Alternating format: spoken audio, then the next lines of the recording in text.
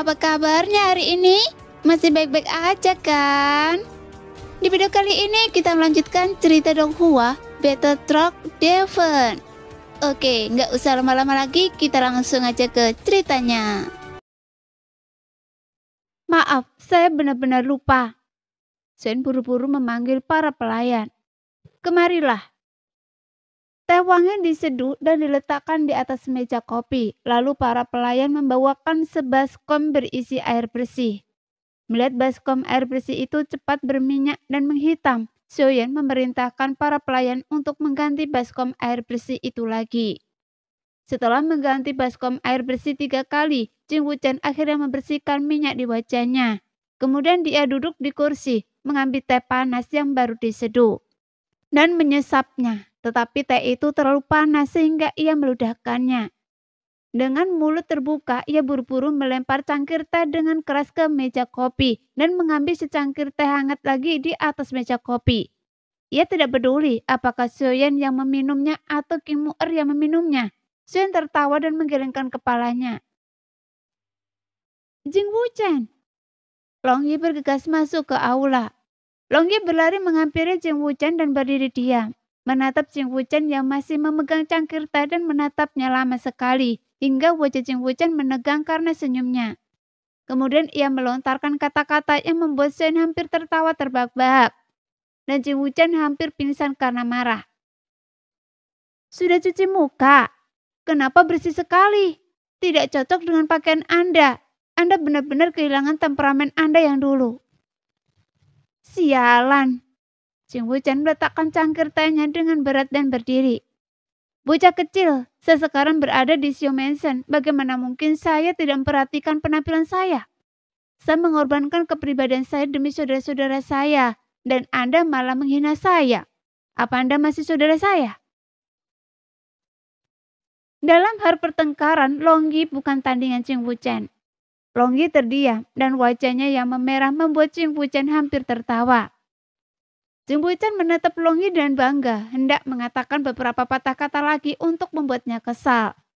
Ketika King Mu'er dan Zhenny masuk.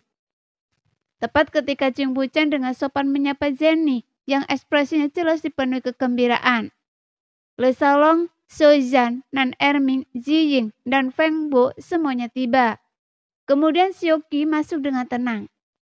Dan kedatangan Jing Wuchen yang telah lama ditunggu-tunggu, bagaimana mungkin para anggota inti tidak meninggalkan segalanya untuk melihat apakah ia telah membawa kabar baik yang telah mereka nantikan.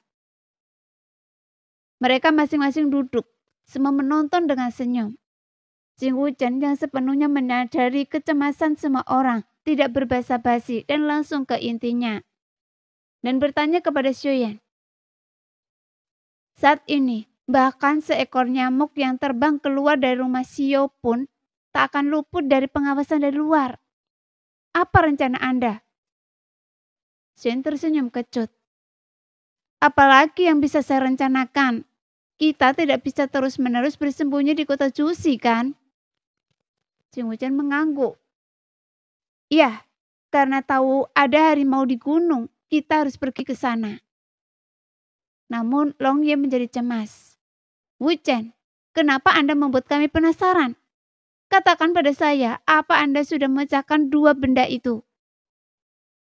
Mungkin karena merasa bersalah karena membuat semua orang penasaran begitu lambat. Jing Wuchen tidak menjawab Long Yi. Ia hanya menatapnya tajam sebelum mengeluarkan 2 pecahan peta dari cincinnya. Ia berkata kepada semua orang dengan sedikit bangga. Itulah sebabnya saya datang jauh-jauh ke sini, berharap bisa membantu. Mata semua orang berbinar, kegembiraan mereka hampir tak terbendung. Dilemnya terjebak di kota Jusi akhirnya bisa dipecahkan. Jing Wuchen mengangkat pecahan peta di tangannya dan berkata, saya sudah memecahkannya. Itu situs dari bencana kuno yang disebut Rumah Harta Karun Xiaoyou. Kemudian raut malu muncul di wajahnya. Namun Leontin Giok wajah hantu itu belum sepenuhnya terurai. Kami hanya tahu Leontin itu mengarah ke suatu tempat bernama Rumah Hantu. Tetapi kami perlu mencocokkan peta bintang dengan peta topografi untuk memastikan lokasi persisnya. Namun rentang waktu antara bencana kuno hingga saat ini begitu panjang sehingga langit berbintang, terutama medannya, telah berubah drastis. Akan butuh waktu untuk menentukan lokasi persisnya. Ini seperti bantuan yang tepat waktu. Soyen sangat gembira. Ia mengambil cangkir teh Ching Wuchen dan menawarkannya dengan kedua tangannya. Ayo, perjalanan Anda melelahkan. Minumlah dulu, lalu jelaskan cara membobol harta karun Sioyo di mana letaknya dan bagaimana kita bisa masuk. Lebih tepatnya begitu. Ching Wuchen akhirnya tak kuasa menahan tawa setelah menerima cangkir teh yang ditawarkan Xiaoyan. Dia menyesap beberapa teguk lalu meletakkan cangkirnya. Ching Wuchen menunjuk peta yang belum selesai itu dan berkata, "Lihat, kalimat ini tertulis di peta yang belum selesai. Ketika angka 99 tercapai, ketika yin dan yang terbalik, rumah harta karun Xiaoyu akan terbuka dan mereka yang ditakdirkan untuk masuk boleh masuk. Tapi kalimat ini benar-benar samar dan misterius. Lagi pula, seperti yang sudah saya katakan sebelumnya, topografi benua Dodi telah berubah drastis dibandingkan zaman kuno. Teman saya terjebak dengan medan di peta dan sulit baginya untuk menguraikannya untuk saat ini." Semua orang mengangguk. Ching Wuchen melanjutkan, "Karena bosan, mungkin dia ingin mencari informasi atau mungkin dia hanya ingin menenangkan pikirannya. Siapa tahu?" Teman saya sedang membaca-baca buku kuno dengan santai. Buku itu adalah catatan perjalanan yang menggambarkan adat istiadat berbagai tempat.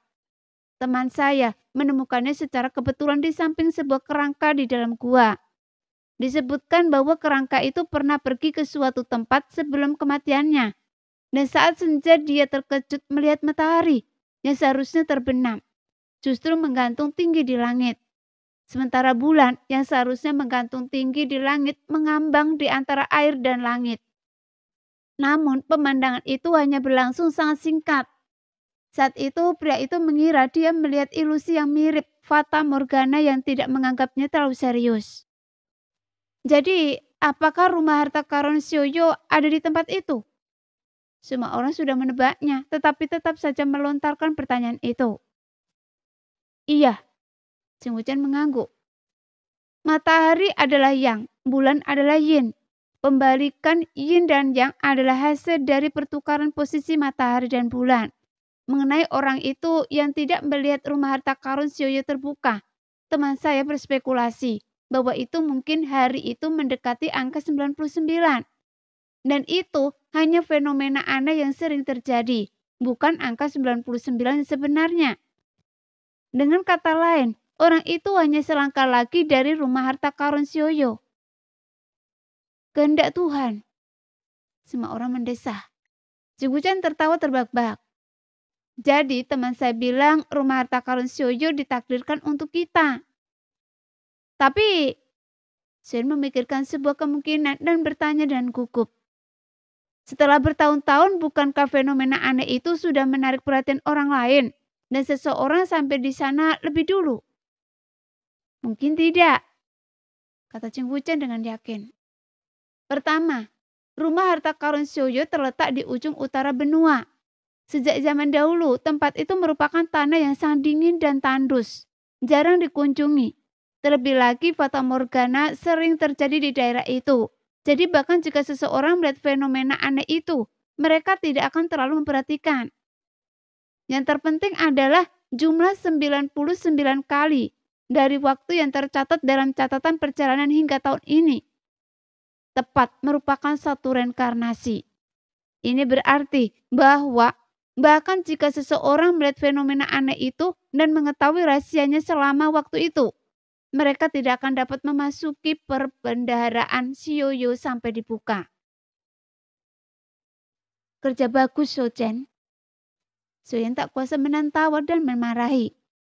"Kenapa Anda tidak mengucapkan kalimat terakhir saja? Semua yang tadi itu omong kosong. Apa Anda mencoba membuat kami cemas?" Lalu ia bertanya dengan penuh minat, "Bagaimana jumlah 99 kali dihitung?" "Iya."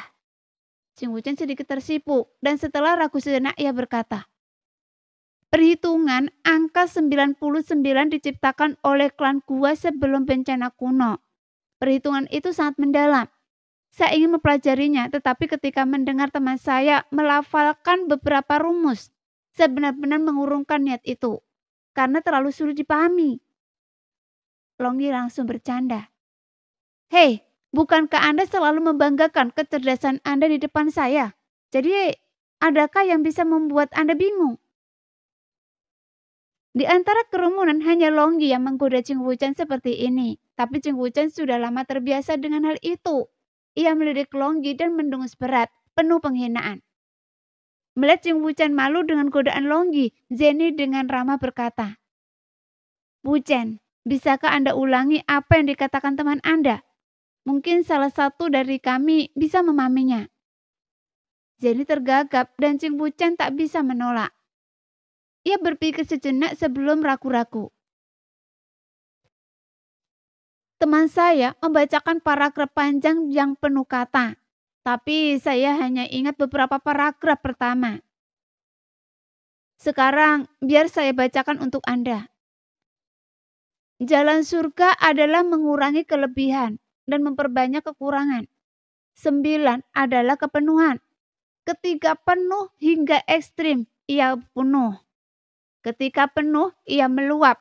Dan ketika meluap, ia menjadi kosong. Oleh karena itu, meskipun 9 adalah angka kepenuhan, ia juga angka kekosongan. Dengan kata lain, 9 adalah akar, akhir, dan akhir, tetapi juga awal, menghubungkan masa lalu dan masa depan, dan membuka era baru. Dapat juga dikatakan bahwa jalan telah berakhir dan Anda dapat menemukan jalan lain dan memulai lagi. Ching Wuchen menyapukan pandangannya ke sekeliling kerumunan. Dengan sangat marah ingin melihat siapa yang bisa memahami rumus yang begitu mendalam. Melihat semua orang tampak benar-benar bingung dengan rumus yang rumit itu, Longgi bahkan menundukkan kepalanya karena malu. Tidak berani menatap matanya. Sehingga Ching Wuchen merasa bangga. Berpikir ia akhirnya berhasil menyelamatkan mukanya setelah dirundung Longgi. Hanya itu? Jenny tiba-tiba bertanya setelah berpikir panjang. Iya, hanya itu. Ching Wuchen mengabaikan pertanyaan Jenny, menganggapnya hanya basa-basi dari Jenny yang selalu sopan. Ia tersenyum dan berkata, "Rumus-rumus ini sangat sulit diucapkan. Saya cukup beruntung bisa mengingat sebanyak ini." "Sayang sekali, Anda hanya mengingat sebanyak ini." Jenny menghela nafas lalu berkata, "Wuchen, teman Anda benar-benar seorang master. Saya ingin sekali bertemu dengannya suatu hari nanti dan belajar darinya." Ching Wuchen tertegun. "Nona Jenny, Anda mengerti makna yang dalam?" Jenny tersenyum rendah hati. "Tidak terlalu mengerti, hanya sedikit mengerti." Ching Wuchen tercengang. "Ceritakan lebih banyak." Jenny tersenyum tipis. "Wuchen, jika Anda tidak keberatan dengan kedangkalan saya, maka saya akan memberikan pendapat saya yang sederhana. Tolong jangan diejek ya." Kemudian dengan hati-hati memilih kata-katanya, ia melanjutkan. Angka 99 mengikuti prinsip utama surga. Entah itu akhir dari sebuah jalan yang membuka jalan baru atau melanjutkan masa lalu dan dimulainya era baru. Angka itu mengisyaratkan pembaruan langit dan bumi, berlalunya waktu. Jadi saya bertanya-tanya, apakah aturan langit dan bumi telah berubah sejak bencana kuno itu? Ya ampun, pendapat Anda sama dengan pendapat teman saya. Ching Wuchen melompat dari kursinya, menatap tajam ke arah Jenny, lalu perlahan mengangkat jempolnya. "Nona Jenny, saya hanya punya satu kata untuk diucapkan. Saya menyerah." Kemudian menoleh ke Xiaoyan, ia berkata setengah bercanda dan setengah serius. "Saudaraku, Anda harus menghargai seseorang yang berbakat seperti Nona Jenny." Sebuah makna ganda. Semua orang menatap Jenny dan penuh minat. Wajah Jenny memerah. Xiaoyan hanya bisa menggaruk kepalanya dengan malu. Jantungnya berdebar kencang. Sambil melirik Xiaoyan, Jenny segera mengganti topik pembicaraan, bertanya kepada Wuchen. Karena teman Anda sangat ahli dalam kalkulus angka 99. Dia pasti sudah tahu kapan tempatnya rumah harta karun Sioyo akan dibuka, kan? Iya, Ching Wuchen mengangguk. Dia bilang 3 hari terakhir bulan ini. Kalau tidak, bagaimana mungkin saya terburu-buru ke sini? 3 hari terakhir bulan ini, jadi masih banyak waktu, kata Jenny. Kita harus merencanakan dengan matang dan memastikan semuanya sesempurna mungkin. Lesalo mengangguk dan berkata dengan cemas. Masalah paling rumit yang kita hadapi sekarang adalah bagaimana meninggalkan Xiao Mensen tanpa terdeteksi dan diikuti oleh orang istana obat. Semua orang terdiam, ini memang masalah yang pelik. Mereka telah bergulat dengannya selama hampir 5 tahun, tetapi belum menemukan solusi. Melihat wajah muram semua orang, Ching Wuchen tersenyum. Jangan terlalu sedih, semangat. Saya sudah menemukan solusinya untuk kalian. Oh, mata semua orang berbinar. Sun menatap Ching Wuchen dengan mencondongkan tubuhnya. Ceritakan pada saya. Ching Wuchen terkekeh dan berkata, Istana Obat telah melakukan pengawasan menyeluruh terhadap Xiao Mensen. Saya yakin mereka juga telah membuat pengaturan di langit. Dia berhenti sejenak, lalu tiba-tiba menekankan. Tapi ada satu tempat yang tidak akan pernah dipertimbangkan oleh Istana Obat. Pada titik ini, wajah Ching Wuchen berseri-seri karena bangga. Dia menggetakkan kakinya dengan keras ke tanah. Bawah tanah. Kita bisa menggali terowongan di bawah tanah, lalu kita bisa meninggalkan kota Cusi tanpa diketahui. Mata semua orang berbinar kaget, bahkan Jenny mulai bercanda. Mengacungkan jempol kepada Ching Wuchen dan menirukan nada pujian Ching Wuchen sebelumnya dengan berkata, saya hanya punya satu kata untuk dikatakan tentang Wuchen. Saya menyerah. Semua orang tertawa. Ching Wuchen semakin bangga. Sambil terkekeh ia melanjutkan. Sebenarnya saya mendapatkan ide ini segera setelah peta yang tersisa berhasil dipecahkan dan saya sudah memerintahkan pekerjaan untuk dimulai. Meskipun anak buah saya tidak terlalu terampil, mereka memiliki sejumlah individu berbakat. Kebetulan, beberapa dari mereka mempraktekkan jalan bumi yang membuat mereka sangat mahir menggali terowongan. Mereka juga memperhitungkan fakta bahwa terowongan itu tidak dapat dideteksi oleh kekuatan spiritual. Jadi mereka menggalinya cukup dalam untuk memastikan terowongan itu aman. Lestalon tiba-tiba bertanya, Kota Jusi sangat luas. Menggali terowongan dari rumah Sio ke luar kota Jusi akan memakan waktu ribuan mil. Bayangkan betapa besarnya proyek ini. Dengan hanya 2 minggu tersisa hingga akhir bulan, apakah kita punya cukup waktu? Mata Ching Wuchen terbelalak. Siapa bilang terowongan itu harus mengarah ke keluar kota Jusi? Bukankah begitu? Semua orang tercengang. Apa gunanya terowongan itu keluar dari dalam kota Jusi? Bukankah itu akan tetap tersembunyi dari mata istana obat? Tentu saja tidak. Dalam waktu sesingkat itu, Anda menggali terowongan sepanjang ribuan mil. Apa Anda pikir saya seorang dosian? Ching Wuchen melotot lalu menepak kepalanya dengan kesal. Lupakan saja, ini semua salah saya karena tidak menjelaskannya dengan jelas dari awal. Kemudian yang membuat semua orang tercengang, ia menjelaskan. Terowongan ini mengarah ke sebuah rumah di kota Jusi. Rumah ini tidak jauh dari rumah Cio. Di sebuah gang terpencil, di sanalah bawahan saya tinggal di kota Jusi. Rumah ini sangat biasa dan tidak ada yang memperhatikannya. Kali ini saya secara khusus mengundang seorang teman yang ahli dalam penyamaran untuk ikut dengan saya. Dan dia akan menunggu Anda di sana. Teknik penyamarannya sangat hebat dan dapat mengubah bentuk tubuh dan penampilan seseorang sepenuhnya dalam waktu singkat. Begitu Anda sampai di sana melalui terowongan, ia akan mengubah penampilan Anda. Siapa yang akan tahu siapa diri Anda? Hancurkan diri Anda menjadi potongan-potongan kecil dan keluarlah dari kota dengan angkuh. Konsep penyamaran semua orang masih setingkat topeng kulit manusia. Mereka belum pernah mendengar bahwa penyamaran bahkan dapat mengubah bentuk tubuh seseorang. Mereka berpikir dalam hati bahwa sebenarnya ada berbagai macam orang berbakat di dunia ini. Longgi tak kuasa menahan diri untuk bertanya. Kalau begitu, mengapa tidak memintanya datang ke rumah Sio untuk menyamarkan kita dan menyelamatkan kita dari kesulitan menggali terowongan? Sudah saya bilang Anda bodoh, tapi Anda masih saja menolak mengakuinya. Jing Wuchen tak menyanyiakan kesempatan untuk menjatuhkan Longgi. Rumah Sio sedang diawasi ketat saat ini. Masuknya mudah. Tapi bagaimana kalau keluar? Bagaimana kalau mereka menemukan kita? Menggali terowongan tidak akan terlalu merepotkan. Jadi apa gunanya punya asuransi tambahan? Melihat Longgi terdiam setelah dimarahi, Jing Wuchen merasa sangat puas. Ia melirik Longgi sekilas sebelum berbicara kepada kerumunan dengan nada lembut.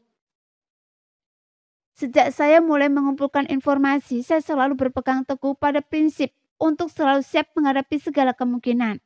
Kali ini, saya menggali terowongan ini untuk tujuan yang lebih dalam.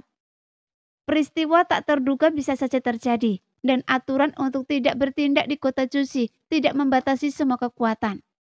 Jika Xiao Mansion diserang oleh musuh tangguh seperti istana obat, terowongan ini akan berfungsi sebagai jalan mundur. Melihat kata semua orang berbinar, Jing Wuchen menambahkan, tentu saja terowongan ini hanya untuk keadaan darurat saat ini. Terowongan ini masih terlalu kecil untuk memungkinkan seluruh Xiao Mansion mundur. Namun saya akan mengatur personel untuk terus menggali dalam beberapa hari mendatang. Menciptakan labirin terowongan di bawah tanah dengan lebih banyak pintu keluar. Bahkan jika musuh yang menyerang menemukan pintu masuknya, mereka akan kebingungan dan tersesat. Apa artinya menjadi seorang saudara? Inilah artinya menjadi seorang saudara. Arus sangat mengalir deras di hati Xiaoyan, dan saat ia menatap Jing Wuchen, matanya tak kuasa menahan diri untuk berkaca-kaca. Apa yang Anda lakukan? Jing Wuchen memutar bola matanya ke arah Xiaoyan. Apa kita perlu bersikap munafik seperti itu? Akan lebih baik jika Anda dan Longgi berhenti menghina saya mulai sekarang. Xiaoyan tak kuasa menahan tawa. Setelah berpikir sejenak, ia mengeluarkan sebuah gulungan dari cincin penyimpanannya dan menyerahkannya kepada Jing Wuchen sambil berpesan. Ini pita Xiao Mansion. Perhatikan baik-baik dan jangan menggali-gali di pintu keluar. Tentu saja saya tahu itu, kata Jing Wuchen sambil tersenyum penuh arti. Saya akan malu jika saya menggali sesuatu yang seharusnya tidak saya gali atau melihat sesuatu yang seharusnya tidak saya lihat. Siapapun yang mengerti maksud Jing Wuchen pasti mengerti. Xiaoyan melotot mengucapkan satu kata dengan gigi terkatup. Nyahlah. Jing Wuchen tertawa terbahak-bahak dan pergi. 3 hari kemudian, di sudut tersembunyi Xiao Mansion, beberapa batu biru dekoratif tiba-tiba muncul, memperlihatkan sebuah lubang. Jing Wuchen menjulurkan kepalanya keluar dari lubang, mengamati sekeliling, dan senyum puas tersungging di bibirnya. Namun setelah bergegas keluar dari pintu masuk gua dan mengambil beberapa langkah diam-diam, sesosok gelap muncul di hadapannya, bagaikan hantu. Astaga! Jing Wuchen mengupat frustasi. Bagaimana saya tahu? Saya rasa kekuatan jiwa saya cukup kuat. Xiaoyan terkekeh lalu memuji.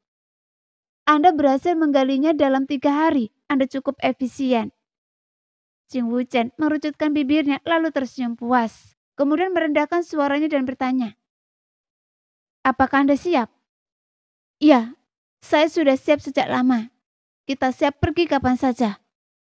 Kalau begitu, ayo pergi sekarang. Lebih baik datang lebih awal daripada terlambat.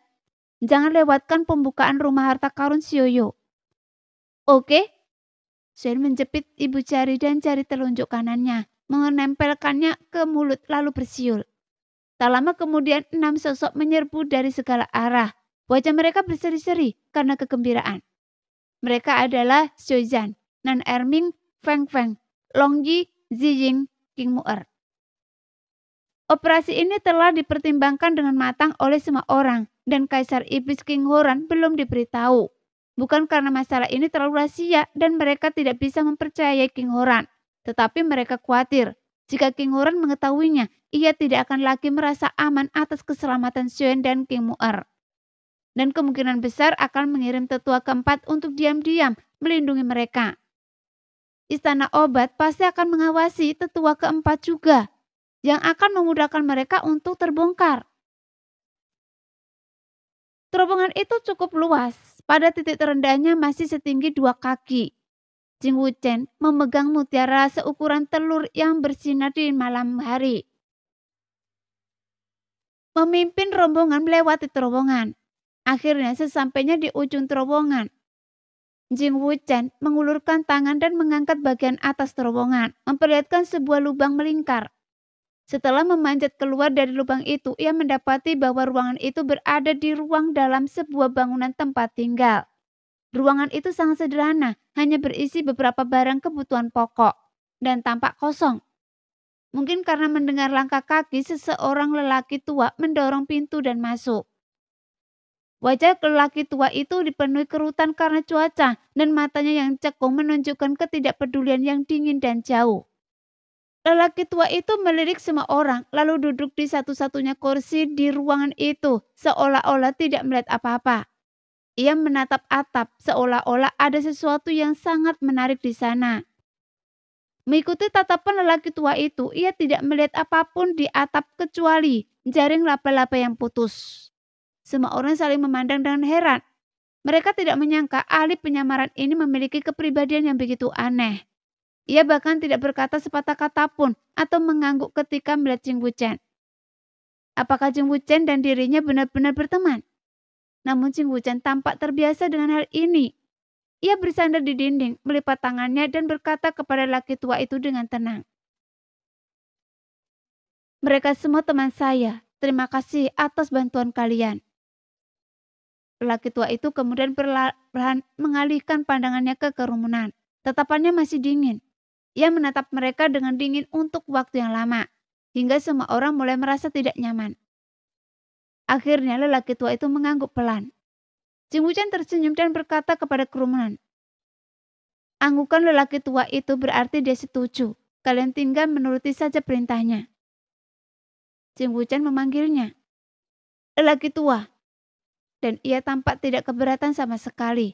Ternyata lelaki tua itu adalah julukan untuknya. Namun tak seorang pun berani memanggilnya seperti itu. Bagaimana jika orang eksentrik seperti itu memiliki masalah dan tiba-tiba berbalik melawan mereka dan menolak mengubah penampilannya? Di saat yang sama, semua orang penasaran. Konon orang-orang dengan kemampuan hebat seringkali memiliki kepribadian yang eksentrik. Lalu apa metode unik lelaki tua ini untuk mengubah penampilan seseorang? Lelaki tua itu berdiri dan berjalan menuju Nan Erming, selangkah demi selangkah. Wajah Nan Erming begitu tampan sehingga bahkan para wanita pun iri padanya. Jadi tak heran jika lelaki tua itu memilihnya. Lelaki tua itu meraba-raba cincinnya dan mengeluarkan sebuah pil merah tua. Ia menghancurkan pil itu dengan telapak tangannya yang kurus dan mengoleskannya ke wajah Nan Erming. Obat itu bereaksi dengan cepat dan kulit putih Nan Erming pun seketika berubah menjadi coklat kemerahan. Obat itu begitu kuat sehingga alis dan rambut Nan Erming pun berubah menjadi coklat kemerahan. Tiba-tiba penampilan Nan Erming berubah drastis, tampak lebih kuat dan tegar, tetapi bentuk dan fitur wajahnya tetap sama. Seorang pengambat yang familiar atau teliti pun akan tetap mengenalinya. Lelaki tua itu mengeluarkan pil hitam berkilau lainnya dari cincinnya dan menempelkannya ke bibir Nan Erming. Memberi isyarat agar ia meminumnya. Pil hitam itu berbau aneh, tak sedap tetapi tidak menjijikkan. Nan Erming ragu-ragu melirik Jing Wuchen dengan gugup. Melihat Jing Wuchen memejamkan mata dengan tatapan penuh tekad, ia dengan ragu membuka mulutnya dan menelan pil yang langsung disuapkan lelaki tua itu ke dalam mulutnya. Pil hitam itu meleleh di mulutnya, berubah menjadi aliran panas yang mengalir deras ke arah anggota tubuh dan tulang Nan Erming. Pria tua itu bergerak secepat kilat, mengetuk-ngetuk wajah Nan Erming dengan jari-jarinya. Kemudian sebuah pemandangan yang ajaib terjadi. Dimanapun pria tua itu menyentuh wajah Nan Erming, kerutan muncul dan pipinya menjadi kendur dan cekung. Kemudian jari-jari pria tua itu menjentikkan tubuh Nan Erming seperti peri yang menari. Dan semua orang melihat pembuluh darah menonjol di leher Nan Erming. Dan punggung tangannya seperti cacing tanah. Dalam sekejap, Nan Erming berubah dari seorang pria tampan menjadi seorang pria tua yang telah mengalami banyak kesulitan. Tuli terhadap keheranan semua orang, lelaki tua itu bergerak di depan Xiaozhan. Dengan cara yang sama, Xiaozhan segera menjadi orang yang berbeda. Wajahnya yang tak lagi tajam, raut wajahnya kehilangan kekerasannya. Kulitnya pucat dan sakit-sakitan, dan wajahnya dipenuhi kerutan yang menunjukkan kelelahan yang mendalam. Seperti orang yang telah diterbebani oleh kehidupan selama bertahun-tahun. Yang ketiga adalah King Mu'er. Bagaimanapun wanita menyukai keindahan. Melihat perubahan penampilan Nan Erming dan Xiaozhan, King Mu'er tergagap dan bertanya kepada laki tua itu, apakah dia tidak bisa membuatnya terlalu jelek. Lelaki tua itu menatap King Mu'er dengan acuh tak acuh untuk beberapa saat. Mungkin karena pria secara alami toleran terhadap wanita, atau mungkin lelaki tua itu hanya acuh tak acuh di luar, tetapi tidak benar-benar tidak baik. Atau mungkin kegagapan King Mu'er memberi lelaki tua itu semacam kepuasan psikologis. Dan lelaki tua itu benar-benar memberikan King Mu'er senyuman yang menghibur. Pil merah dan hitam yang sama, jari-jari yang sama, mengetuk air seperti capung. Transformasi yang sama menjadi wujud yang tak dikenali. Namun dibandingkan dengan Erming dan Xiaozhan, penampilan baru King Mu'er jauh lebih menarik. Namun ia bukan lagi seorang gadis muda yang cantik, melainkan seorang wanita yang luar biasa cantiknya. Berikutnya adalah Ziying, Feng Feng, Long Yi, dan Xiaoyan. Di bawah tangan cekatan laki tua itu, masing-masing dari mereka berubah menjadi wujud yang tak dikenali. Terima kasih Tuan. Dipimpin oleh Xiaoyan, ketujuh orang itu membungkuk dengan tulus kepada lelaki tua itu. Lelaki tua itu hanya mengangguk, ekspresinya sedingin es. Efek obatnya hanya akan bertahan paling lama 6 atau 7 jam. Pada saat ini, matahari telah terbenam dan senja akan segera tiba. Terbiasa dengan wujud baru mereka, Xiaoyan dan ketujuh orang lainnya keluar dari rumah satu persatu, melewati gang-gang panjang dan sempit yang mengarah ke sana. Masing-masing bergabung dan kerumunan keluar dari gerbang utara kota Jusi. Meninggalkan kota Jusi, ketujuh orang itu terbang dengan sangat hati-hati menuju titik pertemuan yang disepakati. Sambil terus mengawasi sekeliling, di bawah naungan malam, ketujuh orang itu tiba di sebuah pavilion bobrok yang berjarak 1000 mil dari kota Jusi. Xiaoyan menggunakan kekuatan jiwanya untuk mengamati sekeliling, memastikan mereka tidak mengikuti mereka. Baru kemudian kegugupannya mereda, dan dia berkata, "Ayo pergi ke kota Linming." Kota Linming adalah kota terdekat dengan kota Jusi. Xiaoyan dan yang lainnya berencana untuk mencapainya di bawah naungan kegelapan, lalu menggunakan susunan teleportasi di sana untuk mencapai kota terdekat dengan gudang harta karun Xiaoyo. Mereka memilih untuk tidak menggunakan susunan teleportasi kota Jusi karena mereka khawatir setiap susunan di kota Jusi berada di bawah pengawasan ketat istana obat. Meskipun mereka telah mengubah penampilan mereka, siapa yang bisa menjamin tidak akan ada celah? Terlebih lagi, memasuki susunan teleportasi apapun di kota Jusi akan diserbu dengan ketat, dan tidak ada yang bisa menjamin mereka tidak akan diikuti oleh agen istana obat. Bagaimana mungkin ketujuh orang itu bertemu di sini dulu, memastikan mereka tidak ditemani, lalu melanjutkan perjalanan ke kota Linming dengan selamat. Saat tiba di kota Linming, fajar perlahan menyingsing. Beberapa bintang yang tersisa masih bersinar di langit biru pucat, dan bumi tampak diselimuti kabut abu-abu keperakan. 6 jam telah berlalu sejak Xiaoyan dan rekan-rekannya menyamar. Efek obatnya mulai memudar. Tak ingin membuang waktu, mereka bergegas menerobos cahaya pagi yang masih redup menuju susunan teleportasi yang mengarah ke kota terdekat dengan rumah harta karun Xiaoyo. Tepat ketika Xiaoyan dan rekan-rekannya menghilang dalam cahaya susunan teleportasi yang semakin terang, sebuah bayangan tiba-tiba bergerak di bawah pohon besar tak jauh dari susunan itu. Seketika memadat menjadi sosok kurus. Sosok itu yang mengenakan jubah hitam berkerudung menatap susunan teleportasi dengan hanya sepasang mata merah darah yang terlihat. Ia bergumam, "Pria itu agak mirip Xiaoyan." Nada suaranya menunjukkan bahwa ia tidak yakin. Sambil tertawa aneh, sosok hitam itu mengulurkan tangan kanannya dari balik jubah, menggenggam sebuah bola kristal. Matanya yang semerah darah memancarkan dua sinar merah darah saat ia menatap kristal itu. Dan sebuah pemandangan aneh pun terjadi. Bola kristal itu dengan jelas memperlihatkan sosok Xiaoyan dan rekan-rekannya saat mereka pergi. Metode rahasia apa yang sebenarnya bisa digunakan untuk mengirimkan dan menyimpan ingatan di dalam bola kristal melalui cahaya merah penglihatan? Kemudian sosok hitam itu memegang bola kristal di belakangnya. Kirimkan gambar di dalam bola kristal itu kepada pemimpin cabang dan mintalah putra sulung istana obat untuk mengidentifikasinya. Saya akan mengikuti mereka. Sosok berjubah hitam serupa secara misterius muncul dari balik bayangan pohon dan dengan hormat mengambil bola kristal itu. Sosok hitam itu bagaikan hantu melesat menuju susunan teleportasi. Di ujung utara benua Dodi yang diselimuti angin dan salju selama bertahun-tahun. Laut di sini bukan lagi laut, melainkan lapisan es tebal yang mengubahnya menjadi hamparan putih yang luas. Sinar matahari memantulkan 7 warna yang memukau. Sungguh pemandangan yang luar biasa. Di dekat laut yang membeku terdapat sebuah kota berukuran sedang bernama Kota Bingling. Kota itu dulunya berpenduduk padat, tetapi sesuatu yang tak terduga telah terjadi. Badai salju tahunan semakin lama, lingkungan hidup semakin keras, dan populasinya pun perlahan menyusut. Sekarang, populasinya begitu sedikit sehingga bahkan susunan teleportasi kota pun sudah lama tidak diaktifkan. Namun hari ini, 8 tamu tiba-tiba di kota Bingling.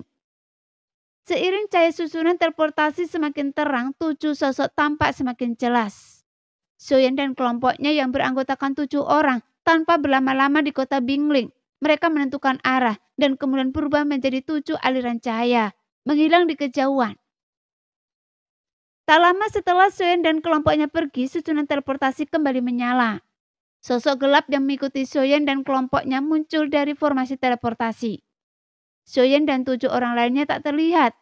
Mata merah darah sosok hitam itu tak menunjukkan tanda-tanda kesedihan, melainkan senyum yang tak terlukiskan. Di sini, jejak siapapun tak bisa disembunyikan dari manusia salju.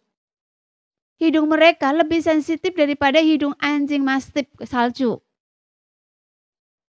Di istana alkimia, Danyan menatap sosok Xiaoyan dan 7 orang lainnya yang telah berubah, terhalang kabut tipis pagi di bola kristal. Ia yakin belum pernah melihat mereka sebelumnya, namun rasa familiar membangkitkan kerutan samar di dahinya. Tiba-tiba, Danyan melihat pemimpinnya. Sosok berpakaian hitam, melirik ke sekeliling dengan waspada sebelum melangkah ke formasi teleportasi. Matanya tiba-tiba terpaku, berkobar dengan niat membunuh. Itu pasti Xiaoyan. Ia tak akan pernah melupakan tatapan itu. Menyamar. Suruh Susin segera bawa timnya menemui saya. Susin, seorang do di bintang 7 tingkat puncak, adalah salah satu jenderal tangguh Danyan. Dalam waktu kurang dari setengah batang dupa, Susin dan timnya tiba dengan tergesa-gesa. Termasuk Susin ada 15 orang. 5 tingkat puncak bintang 7 dan 10 di tingkat akhir bintang 7. Wajah Danyan yang cemberut berubah menjadi senyum melihat barisan tangguh itu. Susin telah mengikuti Danyan selama bertahun-tahun dan tentu saja mengerti bahwa ia yakin Xiaoyan akan celaka kali ini. Setelah merenung sejenak, ia tak kuasa menahan diri untuk memperingatkan. Tuan muda, Xiaoyan telah berulang kali lolos dari pengepungan kita, membuktikan kelicikannya. Kita tidak boleh lengah. Ia berhenti sejenak, melirik ekspresi Danyan. Melihat tidak ada ketidaksenangan. Susin melanjutkan. Jadi saya berani menyarankan bahwa sebaiknya kita mengajak tetua Wu. Hanya dengan begitu kita bisa benar-benar yakin akan keberhasilan. Senyum puas Danyan memudar dan matanya menyipit. Ia pernah mempertimbangkan untuk meminta bantuan tetua Wu sebelumnya, tetapi harga dirinya yang melekat telah mengurungkan niatnya. Menurutnya, Xiaoyan baru berada di level bintang 7 menengah. Sekalipun ia bisa naik ke level puncak bintang 7 melalui formasi untuk sementara. Tim 15 orang yang kuat ini bisa dengan mudah membunuh Xiaoyan hanya dengan jumlah yang sedikit. Xiaoyan sudah ditakdirkan kali ini. Jadi untuk apa repot-repot memberitahu tetua Wudo di bintang 8 dan mengambil resiko penghinaannya? Namun melihat Susin yang kurang percaya diri, ia merasa kekhawatiran dan saran Susin tidaklah sia-sia. 3 upaya pembunuhan sebelumnya terhadap Xiaoyan semuanya gagal, meskipun istana obat dianggap menguntungkan. Jika gagal kali ini, dengan pertumbuhan Xiaoyan yang luar biasa, kemungkinan besar tidak akan ada peluang untuk membunuhnya lagi. Dan istana Xiao akan menjadi ancaman serius bagi istana obat. Tapi, haruskah ia mengundang tetua Wu atau tidak? Daniel bimbang. Sekian dulu cerita kali ini. Kita lanjut lain hari ya guys ya. Bye-bye.